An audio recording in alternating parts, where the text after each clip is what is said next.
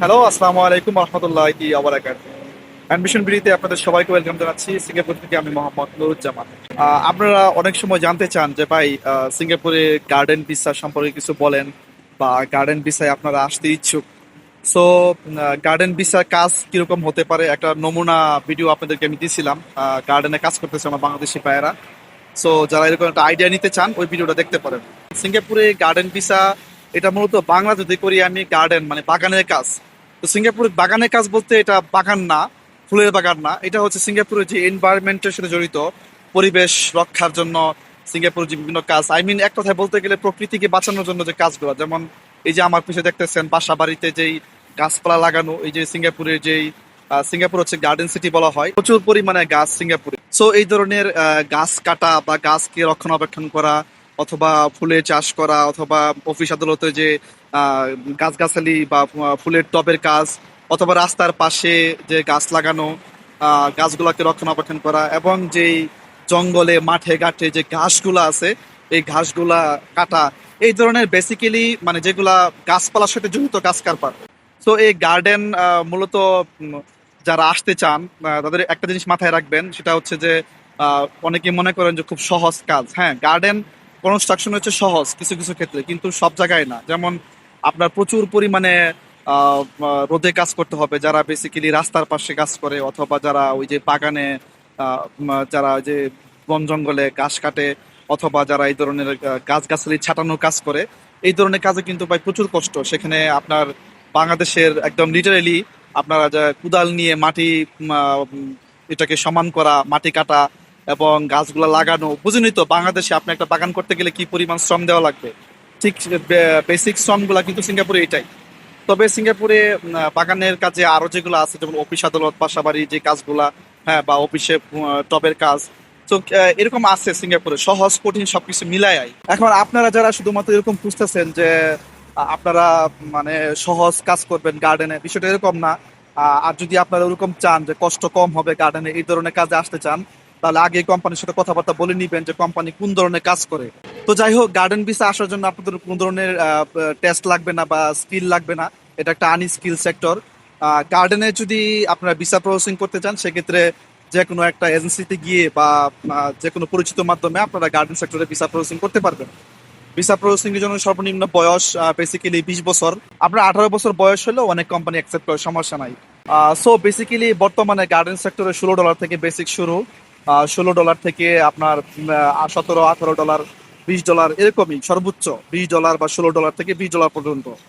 এখন গার্ডেন সেক্টরে by over time খুবই কম। বেশিরভাগ কোম্পানি ধরেন 5টার ডিউটি, যেহেতু এগুলা স্পেশাল স্পেশাল জায়গায় কাজ। আর যেসব কোম্পানি কাজ ওই যে রাস্তার সাইডে বা বন জঙ্গলে, এদের একটু ডিউটি বেশি হয়। এইসব ক্ষেত্রে দেখা যায় 2 ঘন্টা ওভার টাইম পাওয়া যায়।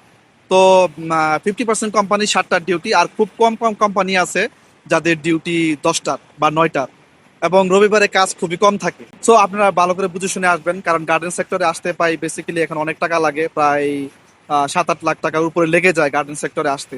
সো 8-10 লাখ টাকা খরচ করে এসে তারপরে আপনি $16-17 বেসিকে বা $20 বেসিকে রবিবারে কাজ থাকবে না, 1 মাস শেষে কত টাকা বেতন পাবেন।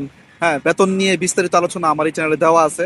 তারপরেও যদি একটা আইডিয়া চান যে গার্ডেন সেক্টরে স্পেশালি কত টাকা বেতন আসতে পারে, সেই ক্ষেত্রে আমি বলবো ভাই খুবই কম। গার্ডেন সেক্টরে যেহেতু ওভার টাইম কম এবং কনস্ট্রাকশন সেক্টরে যে অ্যাভেলেবেল কোম্পানি কম, সেই ক্ষেত্রে গার্ডেন সেক্টরে মোটামুটি প্রায় 600, 650, 700 ডলার বেতন আসবে আপনার।